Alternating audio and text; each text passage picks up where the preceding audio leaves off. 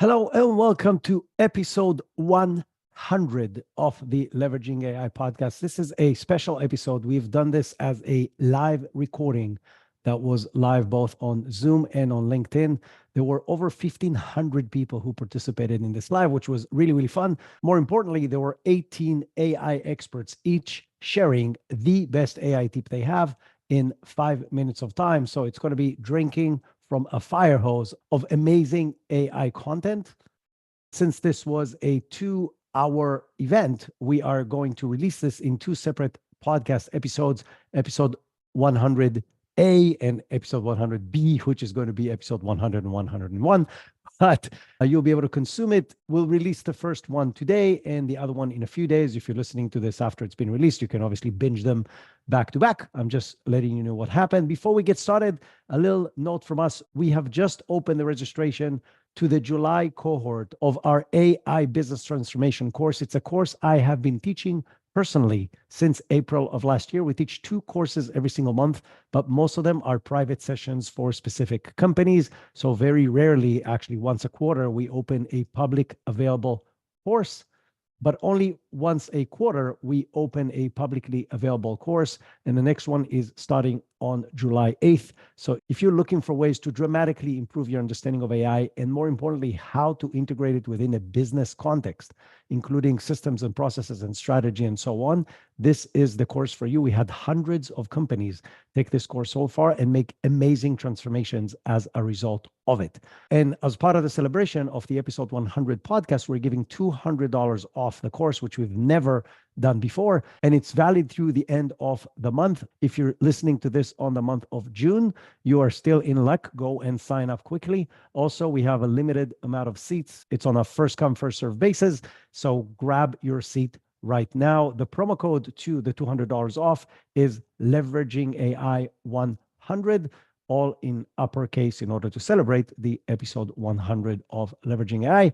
And with that, let's dive into the celebration and the amazing AI value of episode 100 of the Leveraging AI podcast. In the next few years, AI technology will change our world dramatically. Whether you are a business executive trying to catapult your business forward, or just somebody who refuses to be left behind and want to advance your career, this is the show for you. I'm your host, Isar Meitis, a serial entrepreneur and an AI enthusiast. You'll hear invaluable practical tips from innovative business leaders, AI practitioners, and some of the brightest AI minds in our world today on how you can leverage AI in ethical ways to advance your career and grow your business.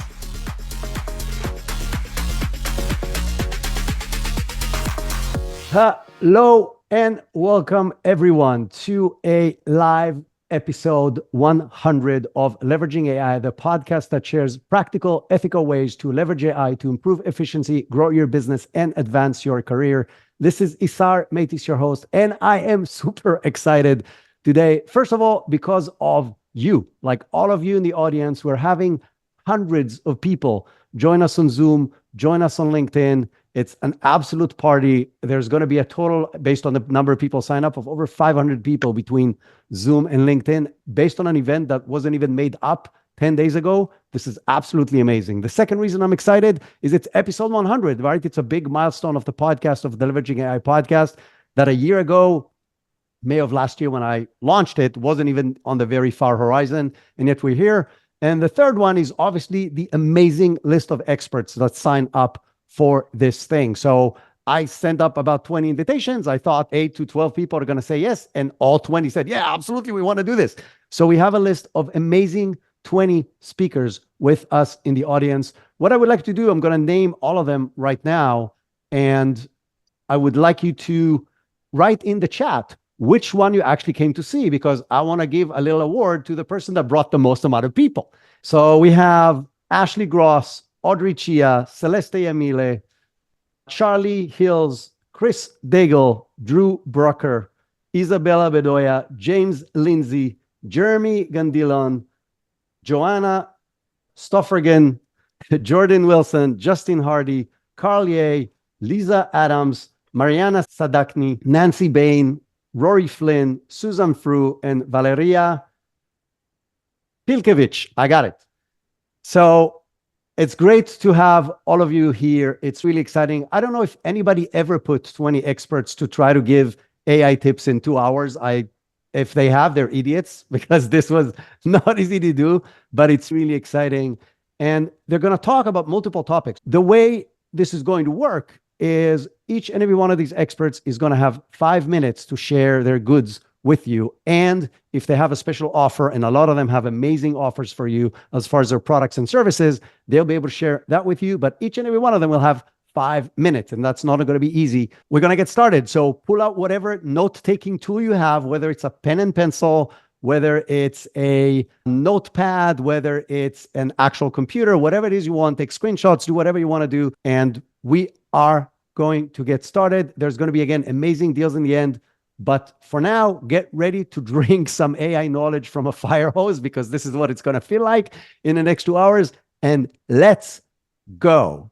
We're going to start with Audrey Chia. So Audrey exploded on LinkedIn in the past year, like literally came out of nowhere and became a huge name that everybody follows and everybody wants to collaborate with, including myself. And she's amazing in helping people grow their brand and awareness on LinkedIn. And she's going to share with us today how to leverage AI to build your own personal brand. Audrey, share your magic. Thank you for the lovely introduction, and I am glad to be the first one on the list. Very exciting to be here, and I'm very happy to be learning from all of these amazing guests. So without further ado, I'm just gonna share my screen here. So for my mini takeaway today, it's all about how you can actually leverage AI to build your personal brand. And for those of you who don't know me, I grew from 0 to 30K followers in about a year, and I am also ranked top 20 and in Singapore's top creators next to my president. So very happy about that. I told my mom, and she laughed and she said that's not an achievement, but still, yeah. So today's chat is really all about figuring out how you can actually leverage the best of human strategy with AI execution to build your personal brand. And this is just a mini snippet, right? So before using AI, you need to first figure out what are the foundations of your personal brand, and you need to align on your key content pillars. So this is something that I always do before even using AI to execute on work, right? So I run a human AI copywriting consultancy, and I am known for my AI supercharged copywriting systems and frameworks. This also means that I need to have very clear content pillars that allow my audience to know what I do, which means when I post content, it needs to fall under these three categories: AI, entrepreneurship, and copywriting, right? And the way that it could be formatted could be different. You could have a carousel post, a video post, or even just a text-based post. So here's what I mean. For example, I have three different buckets here, right? AI, entrepreneurship, copywriting. And you can see that they're also formatted in different ways. You have a cheat sheet, you have a personal story post, and you have a carousel. But here's the fun part. If you are just getting started and you're like, this is very overwhelming, Audrey, you need your content pillars, you need your content types. How do I go about it? This is where your ChatGPT prompt can come in. So I'm just going to share the ChatGPT prompt that I have here, and you can always tweak it and edit it. So in this case, I am sharing like, hey, you are an expert LinkedIn strategist. Now I want you to develop a content strategy for me using this exact matrix I have provided. And in this case, you can see here that I have 3 proposed content buckets per theme, per funnel. So it's very strategic in how I craft it. I wanted to pick a suitable hook for me and write a strong hook for each of the buckets, plus a one-liner description of what I should talk about.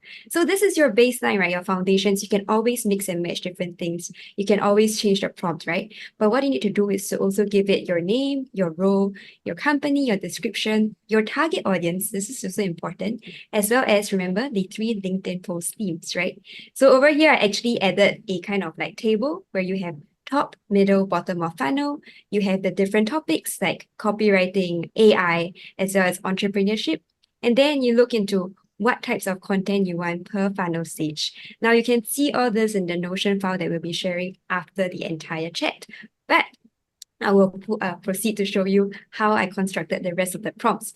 So the next part of the prompt is, can I give it certain hook examples so that it's going to give me like the content, the one-liner, and a top performing hook. So over here, I added a list of, I think, 50 or 100 different hooks that are optimized for LinkedIn.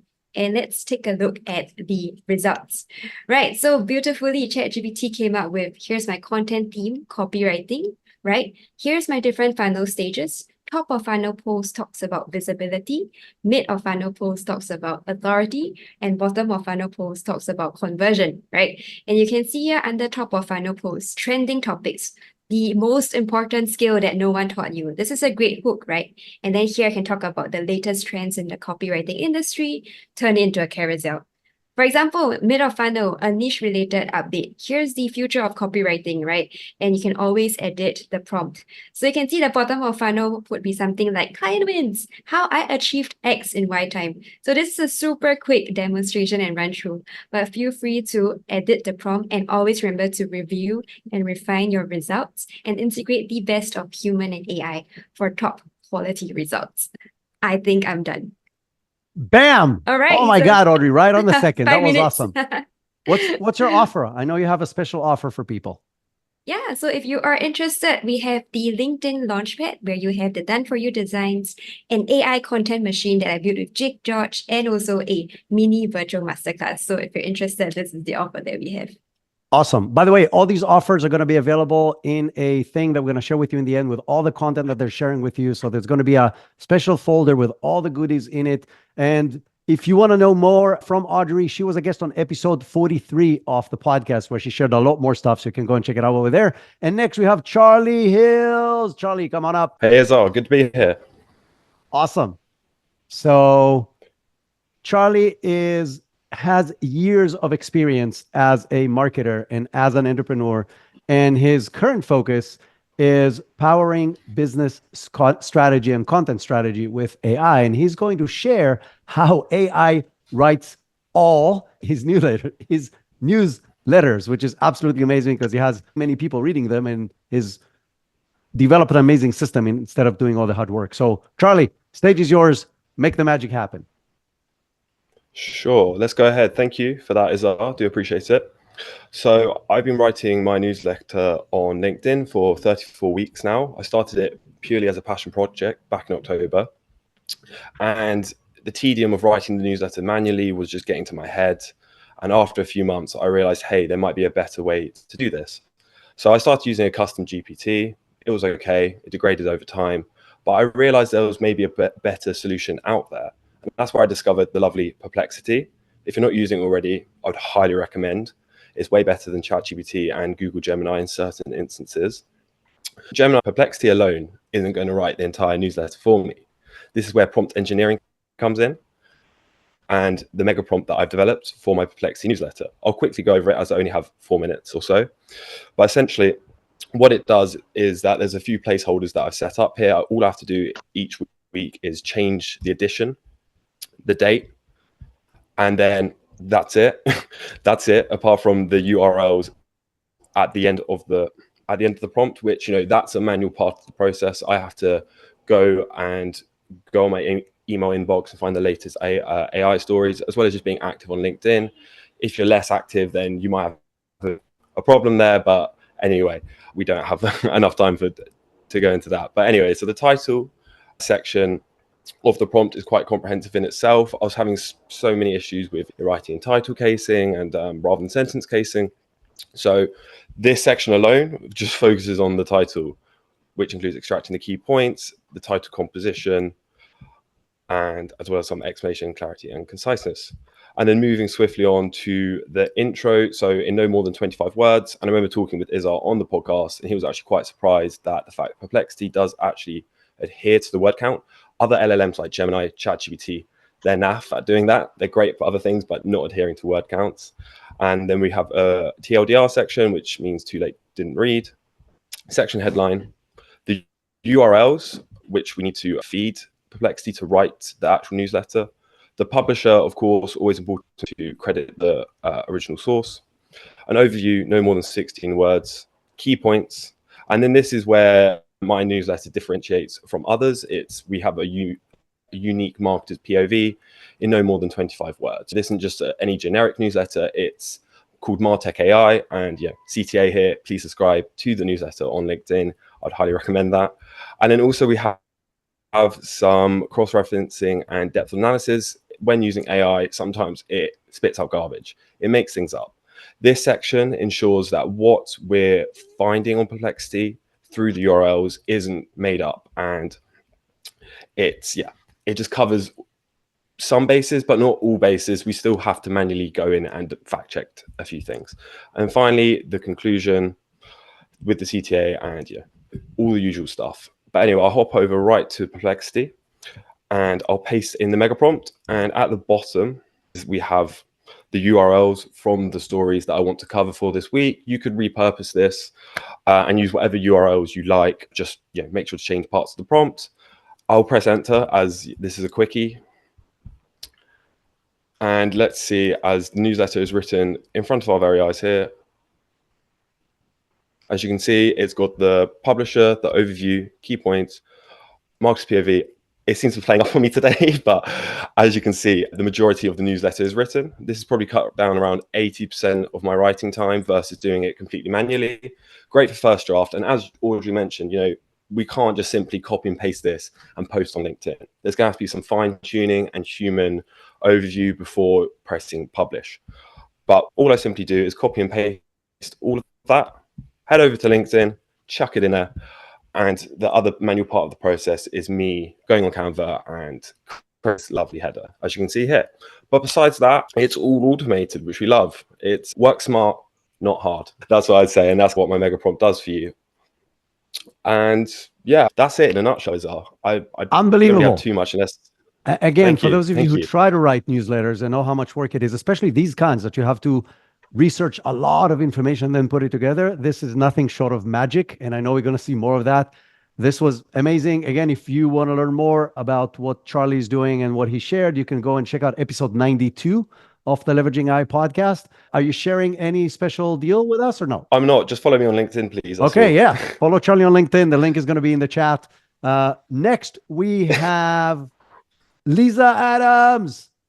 Lisa is a highly accomplished C-suite marketer who has held various executive marketing leadership positions in any kind of company you can imagine, from large to small in multiple industries. She's an expert on how to improve strategy, and she now knows how to integrate AI into that, combined into her years of marketing leadership experience. And she's going to share how to use more than one AI as like a board and advisors or think tank to make better strategic decisions. Lisa, stage is yours. Hi, Izar. Hi, everybody. So before I forget, here's my deck, just in case I forget to share that with you. Okay, so I'm going to share with you how to collaborate with more than one AI assistant simultaneously for a given task. And as Izar said, I'm an AI advisor. I inspire people with what's possible with AI, with applied use cases, and I'm also a fractional CMO. And here are some of the reasons why you would want to use more than one AI. It's more brain power. We have more robots to collaborate with, and it will make our perspectives more diverse.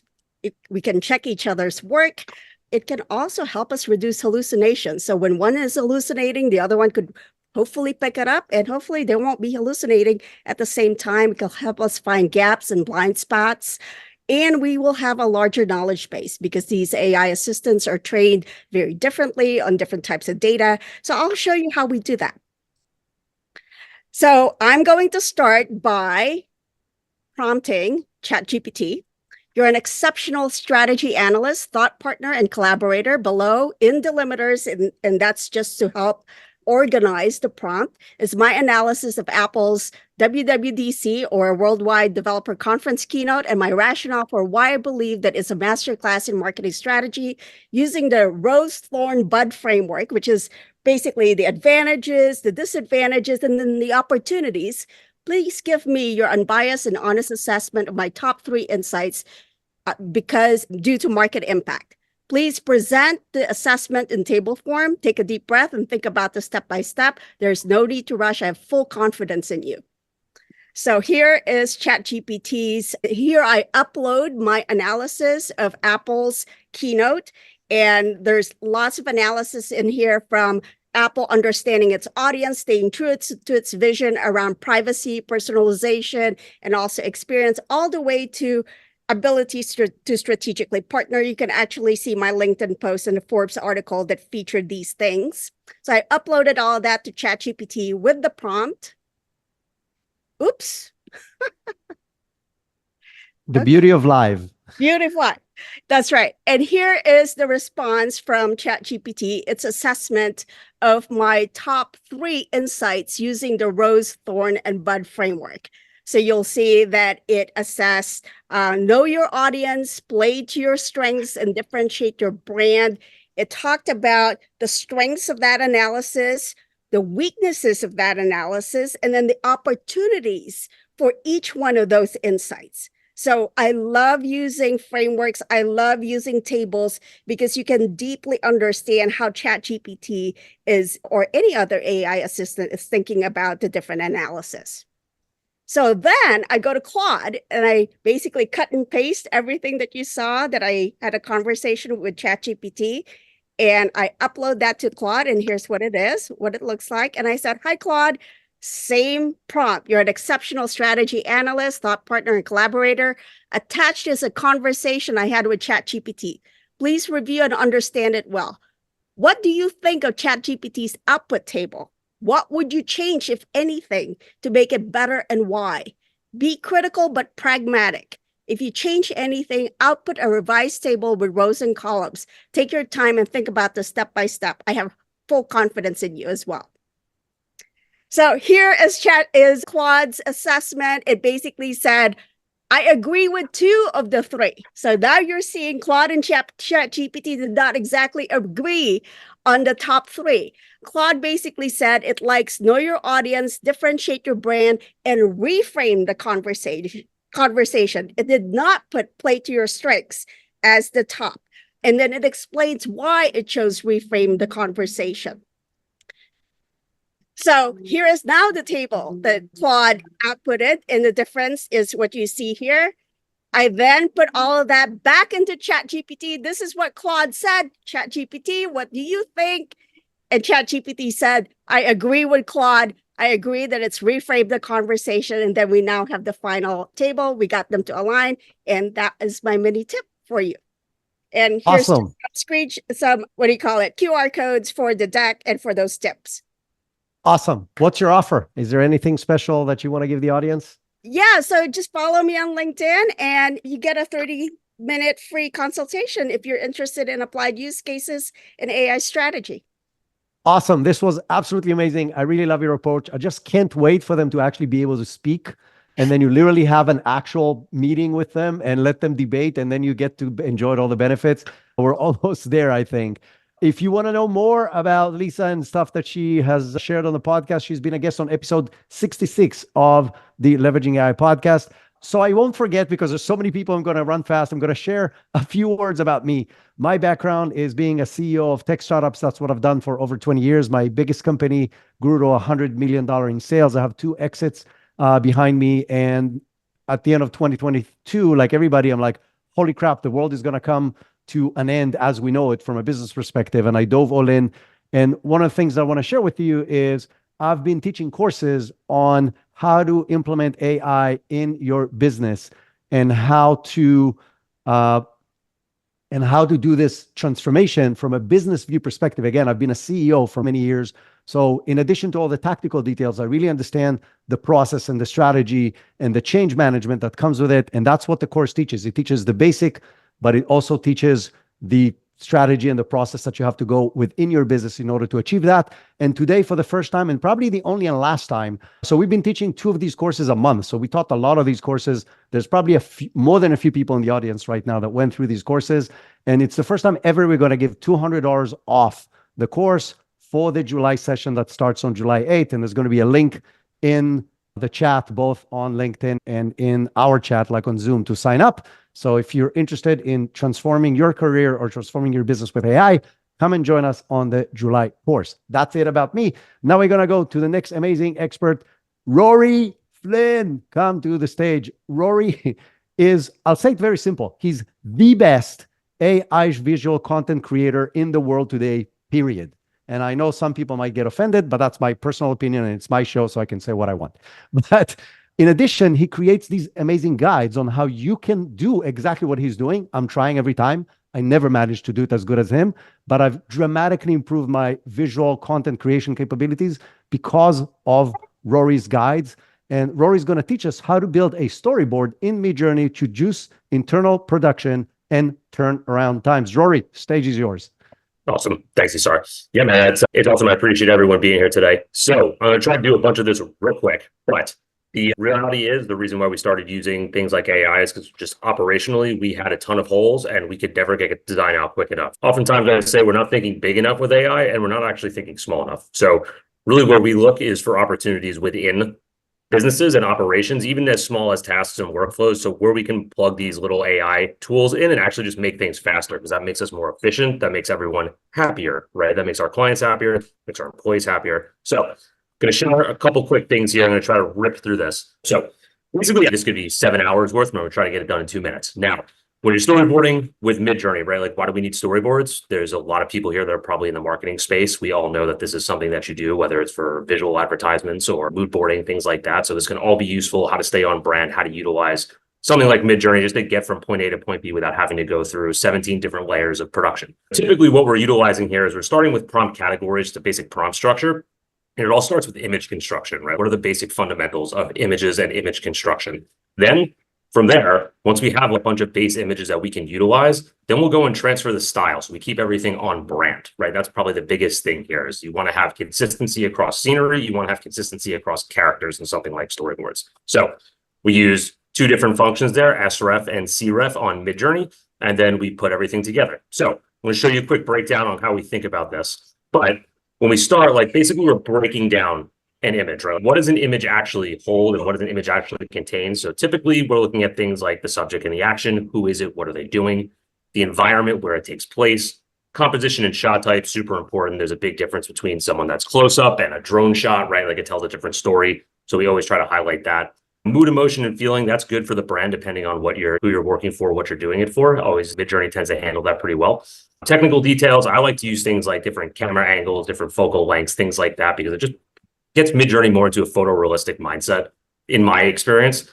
And I typically need things to look like that. There's nothing wrong with doing art-based prompts, but we typically need things to look real. And then the lighting aspect, very malleable within Midjourney. We always try to add, tells different stories, different emotions, and then color schemes, textures, modifiers, things like that. Don't have to use all of these. It's just a good starting point, right? So I like to think about it as we're constructing an image with words. If we broke an image down into words, how do we take these like visual building blocks and stack them together to create an image? It's like Lego blocks, right? Like one piece can come in, one piece can go out. It's all interchangeable. But if you have a structure, typically I'm utilizing something like this to start. Like I said, not every prompt will be the same. Not every project will be the same. But I like to use basically a simple prompt formula, something like photo type, subject and action, environment, color scheme, camera lens, film type. That's like your technical details, lighting, composition, and then anything else that you want to do. So this gives us a starting point.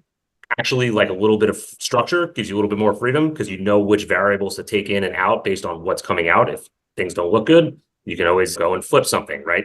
Now, style reference is really the most important thing here because once you have a good image and base image that you're going to utilize to build out the rest of the storyboard, you can use this style reference feature. It basically transfers the visual signature of the image from one image to the next. So as you can see on these storyboards here, like they all have a very similar color scheme, look, feel, textures. It all looks the same. That's what we're going for. It's very easy instead of going to reprompt everything. So that's one thing that we like to utilize. And then also this character reference feature, right? It's very useful because you want to have the same type of look and feel for the character across multiple poses, different scenes, what they're doing. So this character reference feature, once you know how to like really get in there and leverage it, it's something that you can then transfer across scenes. So now we have consistent scenery with the style reference feature, and we have consistent character across an entire storyboard. This is something that used to take 48 hours, 2 weeks. Now we can do it in 3 to 4 hours. So right under the gun there, that's basically what we're doing and how we're doing it. But it's been really helpful. Amazing. Listen, again, I said before, your stuff is out of this world and your guides are incredible. If people want to get your content, what are you sharing? Yeah, and that's so I do have a course that basically takes you from day one mid-journey to storyboarding. At this point, it's really, I think we're going to have a lot more opportunities with utilizing images as bases when we get tools like Sora and Dream Machine and all these other things, Runway, everything coming out. So yeah, there's a offer to the course. I think that we're going to drop it in the link. So if everyone wants to learn a little bit more mid-journey. Amazing. Thank you so much. Awesome. Again, if Thanks, you man. want to know more about Rory and the amazing stuff that he's doing, go check out episode 29 of Leveraging AI. And next we have Justin Hardy. So Justin spent his entire career marketing, and he has experience across multiple roles and industries in marketing. And he's a marketing funnel ninja who's now perfected his skills with AI to increase funnel conversion and capabilities. And is going to share with you how to build a highly converting landing page in just 60 seconds. So you don't even need the 5 minutes. Welcome to the stage, Justin. All right, so these are just said. I build a lot of funnels. Been doing it for years, over 500 funnels at this point. So I'm just going to show you guys my mega prompt for building a landing page in 60 seconds. So like you said, this will be in the pack for anyone, so you don't have to copy this, but just my mega prompt for creating a landing page. So something I learned from Audrey here. You really want to button out your mega prompts into the role, the context, the task, and maybe even the output. So here we have role as expert copywriter, building landing page, all the context about the brand. This is actually one of my clients who makes AI games. Everything about the price, all that information, the tone of voice that you want. I also recommend uploading if you have any market research or customer avatar doc, so that you can just already include that information straight into ChatGPT or whatever LLM you're using. And then you just break down the tasks. For creating a landing page, this is everything 99% of a sales page or a full-length landing page would need. It needs a headline, subheadline, social proof bar, dig into emotional pain points, agitate the problem, tease the solution. Then you go into introducing what the solution is, full stack offer of it, again, social proof video and quotes, feature pacing, and then with a bonus, and then final call to action. So that's the sales page and nugget. Where just copy this over here. And you check GPT. You use this with any of their models. Obviously, the paid plans can access the URLs. So if you have the brand URL or website already, that comes up here. Like I said, I already have a document from the client for Beyond Giving marketing strategy with Avatar and the offer. So we can also pull in that. And then, as you saw with some of the other presenters, ask it to take a deep breath, back what the assignment is, and then you want to go section by section instead of just doing a one-shot prompt where you ask for everything all at once. You want to break it up. Just go first the headline, make sure that's good, and go to sub, so forth. So just recapping the assignment, task overview, context, tone and style, make sure that all works good. Great. Now go ahead and just for sake of time, I'm going to show you guys all of it. Go ahead and create all 12 sections for the landing page. Like I said, you could go section by section. Honestly, I have really good success by just doing it one shot. And this is, like Charlie was saying earlier, it's going to be about 80% of the work for you. It's not going to be everything. You're not going to just copy and paste it, but it's going to keep you from staring at a blank screen and give you really like the framework that you can build a sales page on. Maybe a couple of pieces you add a little bit more nuance, more stats, more of your own social proof, or branding. Or maybe if it's a shorter squeeze page, you take out some of these sections. But now you have everything from a conversion standpoint of what a sales page needs to target one audience, one single offer. And that's it. There it is for you. After you have that, you should be able to really just get up and running, put in ClickFunnels, go high level, whatever you use, and be off to the races. Awesome. This was pretty great. Again, landing pages are the core of a lot of the stuff that we're doing, whether you're a solopreneur or a large company.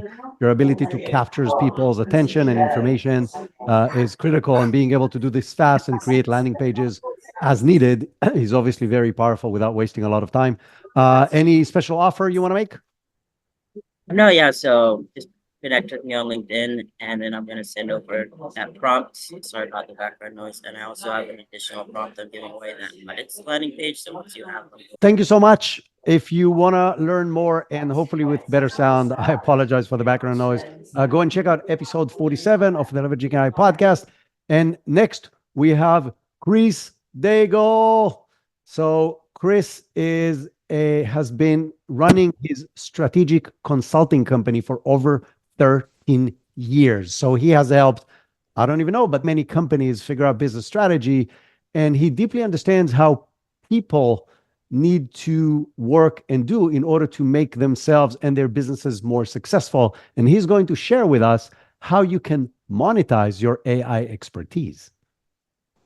Greetings, guys. Actually, Isar, after hearing everything today, I think that the direction I'm going to take this is going to be where to get started. Okay. And the reason is, because I just got through speaking in Austin, and a lot of the folks got a lot of information on how to do things or what to do, but not necessarily how to do it in their business.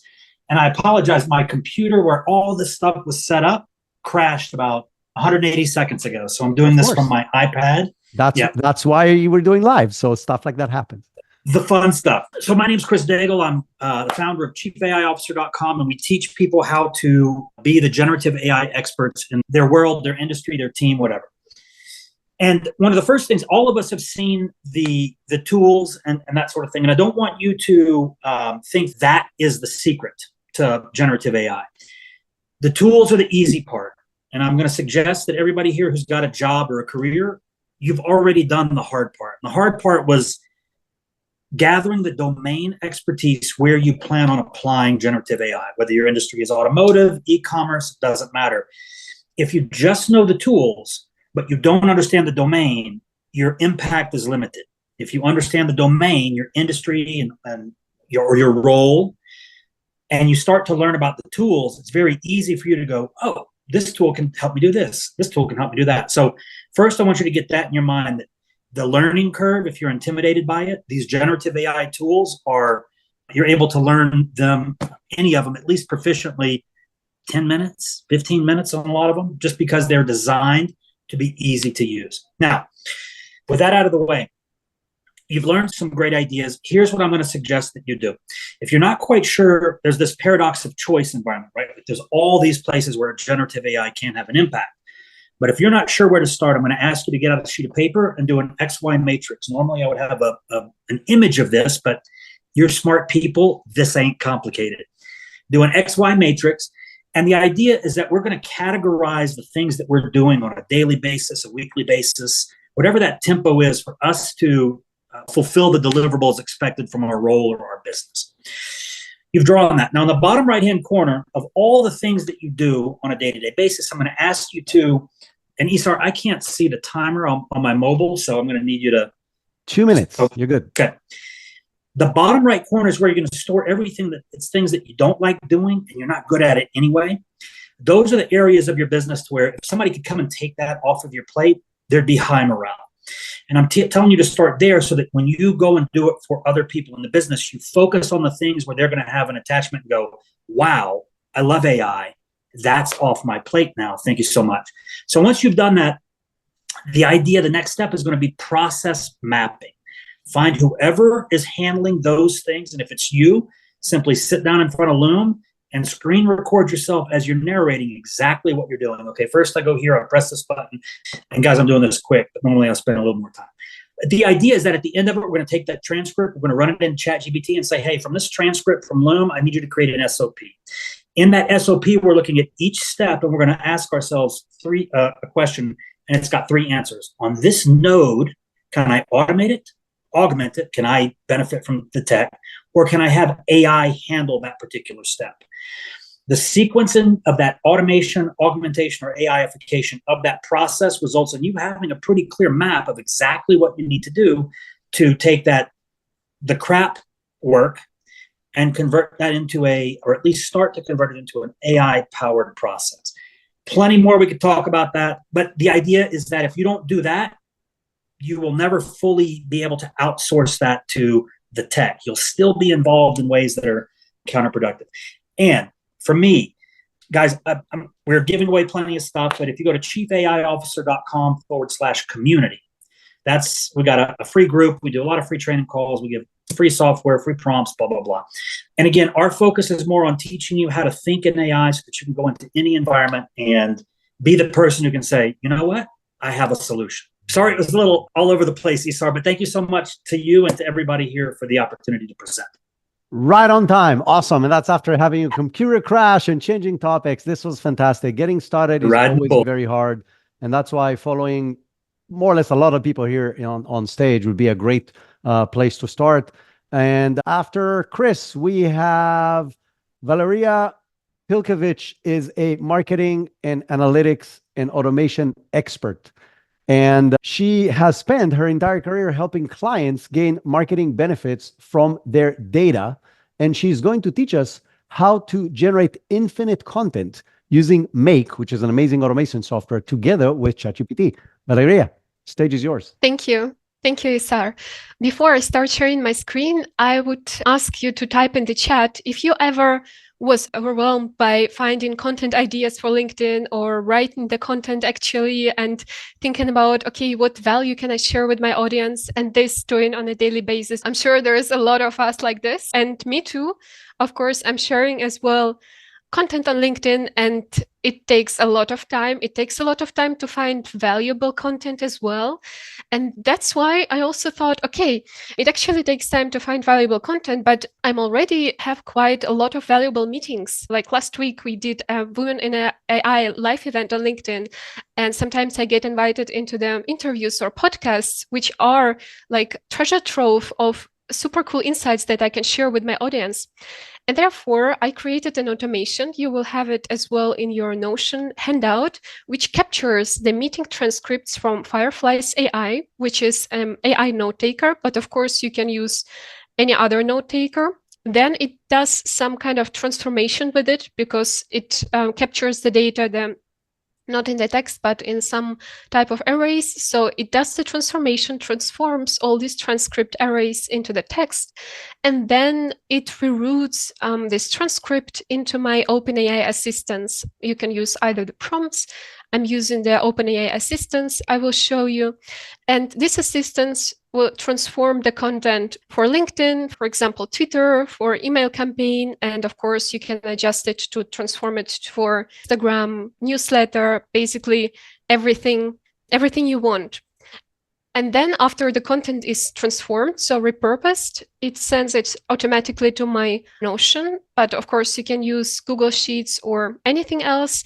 And then you can as well alternatively send it directly to publish on LinkedIn, on Twitter, for your email campaign and so on. But I wouldn't recommend maybe doing it because, it's still AI generated content. I would recommend you to review it first. But let me show you also the assistants. So I have different assistants, but of course, as mentioned, you can use just the prompt within the Make automation. It's also possible without actually creating the assistant for it. And the prompts are, for the structure, very similar as Audrey and I think Justin were showing as well. So there is a role, there is an instruction to repurpose the content step by step, first going through the transcript, then extracting the insights from the conversation. And third, also actually generating the copy in my writing style. And then I'm asking it, for example, for LinkedIn to provide an output of 200 words and also with a very specific structure. And just something like typically OpenAI or ChatGPT would generate content like with a lot of hashtags and emojis for LinkedIn. That's why I'm asking it to also write with the pauses or with the breaks and not using any emojis, hashtags, and so on. And of course, I'm adding the context about me and target audience. And of course, I'm adding my post examples. So that's the actually secret sauce in making it mimic your writing style. So that's about it, how the LinkedIn assistant looks like. Again, you can just use the prompt and insert it directly into Make. And the similar prompt you can as well create for Twitter, for your emails, also inserting the examples of the way you write usually your emails to your audience, Instagram captions, anything where you are active. And then it gets you a pretty good drafts, actually. I cannot see my screen. Yeah, so I put it in my Notion. I ordered a table, actually. I made a table in Notion with the draft, the category. It already captures it automatically, and the meeting URL. Of course, they're not like 100% perfect, but with some iterations and maybe with some adjustments later on, it will make it more or less 80%, 90% ready copy. So that's it. You'll get all the prompts in the handouts. And yeah, thank you for listening. Valeria, this is absolutely amazing. I'll add 2 cents to this. First of all, are you making any offers? Yeah, on the 8th Okay. of July, I have my training. So for our live session, I'm partnering with Net4Tech. It's an organization here in Germany supporting women to be more tech oriented, and the sessions are very popular. We've had a good feedback in the past, so you get a 10% discount if you book today. You can just send me DM or check out my LinkedIn profile. Awesome, amazing. So you have 2 things to do on July 8th. Everybody in the audience. But the one thing that I will add to what you said, I have a very similar process for my clients, and we use this not to create content, but to do summaries of kind of meetings where the meeting summarizers are just not good at. So like a client summary, and you want to know the inventory of stuff you talked about, stuff that these things don't capture, you can use the same kind of process. Awesome stuff. Yeah, for sure. Next, you. we have Nancy Bain. Nancy is a absolute brilliant head of automation. She has been running a marketing agency for 15 years, and she has figured out literally how to automate almost everything in her business, which is absolutely amazing. She developed a factory of creating new automations every time she identifies something that herself or her clients needs, and she's going to share with us today how to build no-code automation in Google Workspace. Nancy, welcome to Leveraging AI again. Hi, it's great to be here amongst some really great minds. I appreciate the opportunity to speak to everybody all the way from Nova Scotia, Canada. And today I'm going to be sharing with you not a tip, but my favorite tool. So bear with me, a new share, and is Gemini. And Gemini in Google Workplace. And we've been a Google Workplace user for over 15 years at Supernova Media. We like it because it is an affordable productivity tool, and it replaces a lot of other tools that it's cost effective because you're able to have an integrated solution that manages things like docs and spreadsheets and email and meetings and presentations and more for around $10 a month is Google Workspace. Gemini in Google Workspace is another $20. So for around $30 a month, you get an integrated and robust productivity suite. So I'm going to let you have a look at Gemini in action. And if you read my LinkedIn post today, you'll note that I am navigating a move. So we're going to use Gemini today to solve a real world problem. And I've got a few prompts saved here, very simple prompts. So with this prompt, I'm within Google Docs right now. So here we are in Google Docs, and there before I clicked inside, there was just a little purple box that said help me write, and I've just pasted in a prompt here to help me organize my move.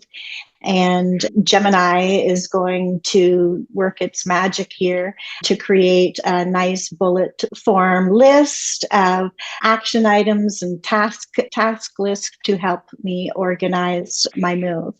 Where I like Sheets the most, where I like Gemini the most, rather, is in Sheets, because I've been afraid of spreadsheets most of my life. Until generative AI came along, and now I can prompt to spreadsheet. I'm about to make myself look really brilliant here, creating a spreadsheet from a prompt. And again, this prompt I crafted together with ChatGPT to help me organize my move. And so with the prompt, let's have a look at how robust the software is here within, and it is creating, there we go, Now look at that. That is an amazing spreadsheet, which will help me organize my move and keep me on track. This is one of the prettiest spreadsheets I've ever created with Gemini, I'll tell you. But it's certainly far and away from what I could have done in a couple of seconds, that's for sure. Yeah. So let's go have a look. Sorry. Yeah, we're out of time. But this is a great example. Those of you who are not, by the way, it doesn't matter whether you're in the Microsoft universe or the Google universe. There is either Gemini in Google or Copilot in Microsoft. They're going to get better and better helping you do these kind of things. But the interesting thing about what Nancy's doing is you got to try. If you just say, oh, there's this thing here, but I'm like going to ignore it, then you'll never learn how to use it. Is there any offer you want to make, Nancy? Yeah, sorry about that. I thought I had it down to 5 minutes, but didn't quite work out that way. So this is my most popular guide. It's over on Gumroad, and I'm offering it to you today in celebration of the 100th episode of Leveraging AI for half price. So you amazing. can find that in the document that's provided. And also I'd like to invite you to join me on Tech Tactics, where we serve up bi-weekly chat GPT lessons for the absolute beginner. So thanks. If you want to know more about Nancy, episode 94 of the Leveraging AI podcast. So that's the end of part 1 of the Leveraging AI podcast, episode 100. Part 2 of episode 100 will be released in a few days. Again, if you're listening to this after the fact, you can binge it. And don't forget to check out the AI business transformation course details. So if you want to know more, the link, as I mentioned, is in the show notes. And I will see you in part 2.